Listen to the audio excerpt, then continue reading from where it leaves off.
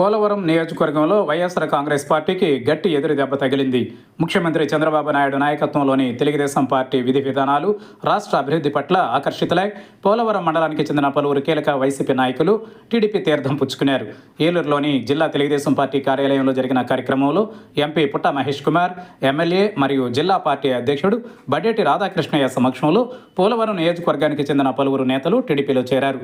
టీడీపీలో చేరిన ప్రముఖులలో పోలవరం మండలానికి చెందిన అల్లు జగన్మోహన్ రావు, నగినడి సత్యనారాయణ, నగినడి ఆంజనేయులు, సానపతి రాంబాబు, బోనుమద్ది సత్యనారాయణ, మాదేపల్లి నరేష్ బాబు, కుప్పల సతీష్, మాదేపల్లి కనకదుర్గ ప్రసాద్, మార్పినాడి పోసవరావు, మాదేపల్లి సత్య మణికంఠ, మండిగా సత్య గణేష్ ఉన్నారు.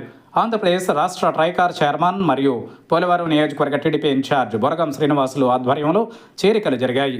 ఏలూరు పార్లమెంటు సభ్యులు పుట్ట మహేష్ కుమార్, జిల్లా టీడీపీ అధ్యక్షులు బడేటి రాధాకృష్ణయ్య వీరికి పార్టీ కండువాలు కప్పి సాదరంగా ఆహ్వానించారు. కూటమి ప్రభుత్వం చేపడుతున్న సంక్షేమ పథకాలు, అభివృద్ధి పనులు చూసి పార్టీలో చేరుతున్నట్లు నాయకులు ప్రకటించారు. ఈ కార్యక్రమంలో పోలవరం మండల పార్టీ అధ్యక్షులు మంగెన వెంకటరమణ, బుట్టాయిగూడెం మండల పార్టీ అధ్యక్షులు మొగపర్తి సోంబాబు, ఇతర నేతలు పాల్గొన్నారు.